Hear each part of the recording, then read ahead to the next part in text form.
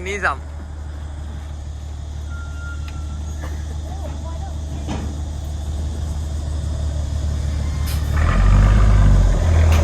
เอาโอ้เดี๋ยวทักทายสบายดีพี่น้องเบิดทุกคนมายามเช้ามื้อนี้จะย่างออกมาขารถเครื่องแล้วตอนนี้ที่ไปทำการแปลงต่อที่บ้านสั้นบ่าเมืองมุ่นลาปะมงด้วยพี่น้องตอนนี้เขาก็อยู่ทาของรอนเล็กไฟเนาะข้ามไปบ้านเมืองแสนอยู่วัดรอนโค้งเนาะรอนโค้งมันจะมีสาระบอนขาเนาะเป็นผู้ใดเดินมานั่งบอกว่าผัวเมียเขา สบายดีโอ้มาถาบักบ่อันนี้ผัวจะวะนี่ปลากันไหนบ่นางกลมหนากลมตาเลยพี่น้องนี่ตะแม่งอันนั้นห้องบรรยากาศโคตรดีเลยทุกคนนี่ตะแม่งจักรจันเนาะแต่ว่าทั้งคนเกิดอยู่ในโลกเนาะทางฝั่งไทยที่กันอยู่กันเนาะเนี่ยหน้าเกาะไปใช่ไหมมาได้แล้วตัวนี้มันนางขาอยู่เนาะตอนนี้เนาะรถเครื่องมาตำลาแล้วพวกอีกเจ้าหน่อยก็คือสิเหาะเลยเนาะเพราะว่าฟังนั้นมันไฟฟังมันจะเป็นร้อนอะไรร้อนขมเมาเนาะพี่น้องร้อนขมเมาแล้วก็ตัวนี้มันฟังมันพูดเป็นเมืองแสนตอนนี้ที่ว่าพวกยืนอยู่นี่เป็นรอนเล็กไฟทุกพี่น้องรอนเล็กไฟเป็นบ้านเดียวพี่น้องมีบ้านเดียวแต่ว่าอุดมสมบูรณ์มีไฮมีหน้าครบเบิดเด้มีครบทุกอย่างเนาะเพื่อนนี่จากการถามเข้ามาประมาณ10 ล้านคือว่าใหญ่เนาะสีน้ำดูไปอยู่ได้นะสีน้ำดูตอนสีน้ำดู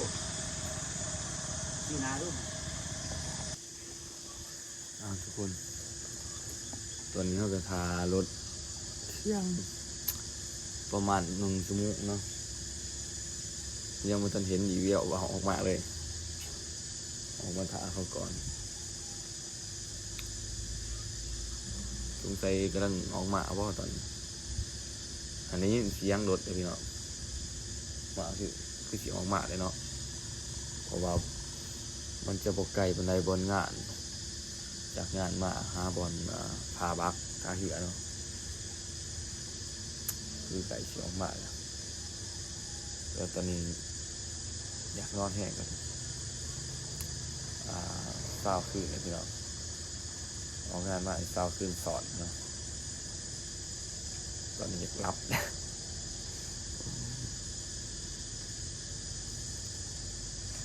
มียินเสียงแม่งอันนี้ห้องตัวได้เห็นจะอยากนอน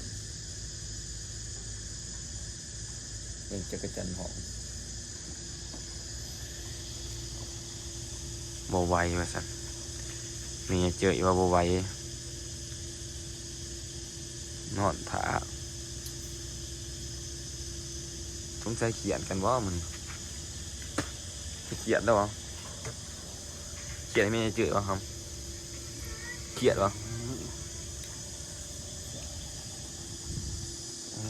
เริ่มมาดีจะมาเกลือนมันเขียนกันได้พี่น้องเนี่ยเขียนในบาวสุริยะเลยบัสสิขี่รถเป็นยางตัวยางมาแต่พูดแต่งะบาวสุริยะคือยางน้ำกลมาหงอว่าปินนอนปินหลังขาใส่กันมันนี่เสียงรถเลยพี่น้องต้องใส่ยับเก่าเจาะมาใหม่เนาะ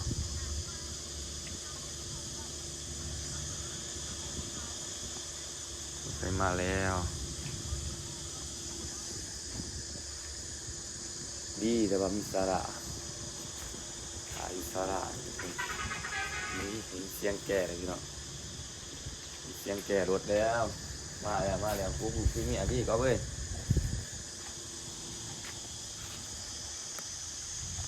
มาแล้วมาก็สิได้ถาวักโอ้วักกำลังเดินทางมาแล้ว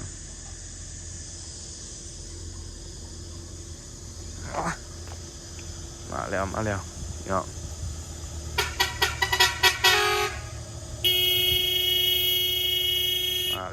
มาแล้วทีมงานเข้ามาแล้วรถเครื่องมาแล้วพวกขี้เกียวแม่นเลยมาแล้ว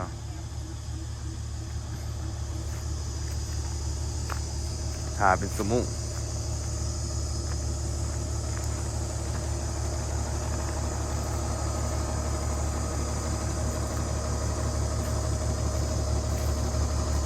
โอ้ใหญ่กับแพงทีมงานเขาเต็มในรถเนาะ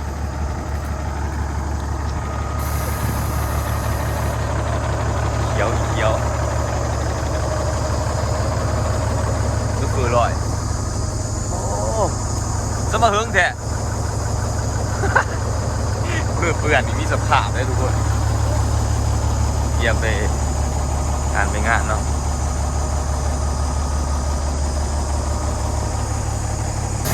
ข้างในจะมีครบสุดพี่น้องทำเป็นนักแสดงตั้งแต่ลาวเด็ดเนาะได้เปิด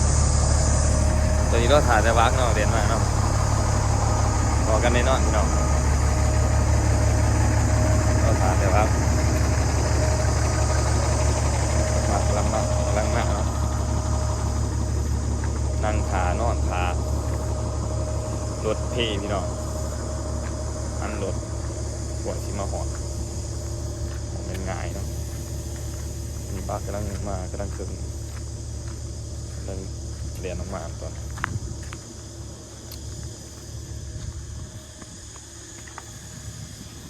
แดดเป็นแดดด้วยเอาในที่สุดพี่น้องเกียมลงบักเราเกียมลงเนาะคนกูแกพิเศษกูเมย์เจยนะกูนั่นเลย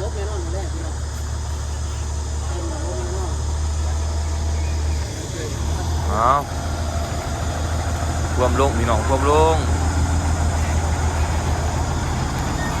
แทงคำเลนขมวนคณะแทงคำเลนขมวนเนาะจากสปป.ลาวลงไปแล้วพี่น้องลงไปแล้ว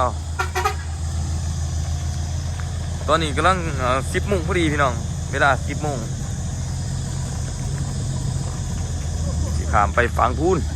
ฝั่งพูนจะเป็นเมืองแสนเนาะฝั่งพูนเนาะคอยลงเด้อ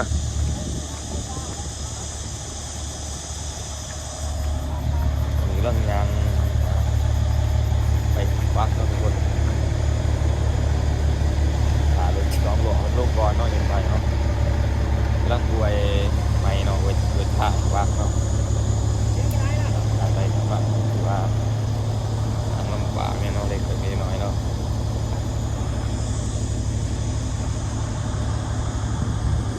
แค่นี้น้ำคลองจะปกไก่ไปได้คนเป็นหลอดเนาะทุกคน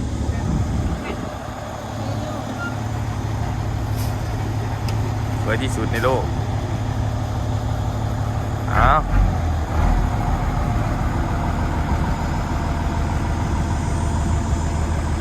เกียมลงเนาะ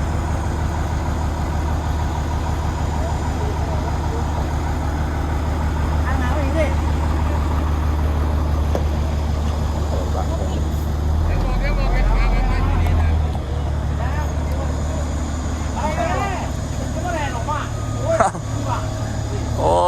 ยน้องรู้แอดโดนระยะแลนนี้สัม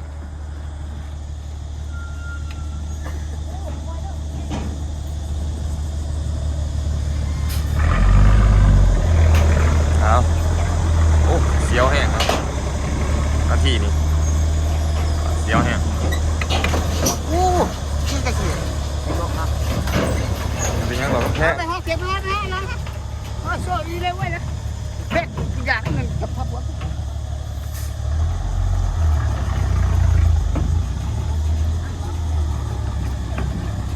เอาบักเสร็จสมบูรณ์พี่น้องเสร็จเก็บหอยเนาะตอนนี้ไม่หมุนไม่ห้องเลยเนาะทุกคนเนาะแบบ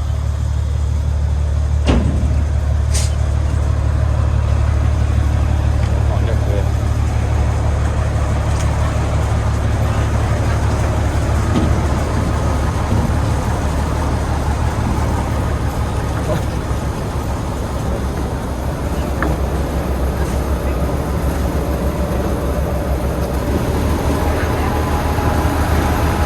นี่คือกัปตัน พี่ระวังนะดิ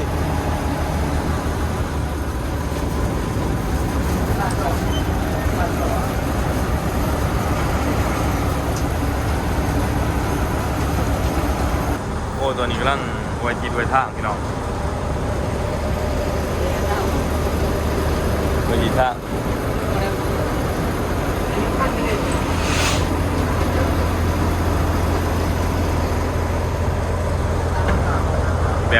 แบบคอต่อเลยพี่น้องแบบต่อกันเลย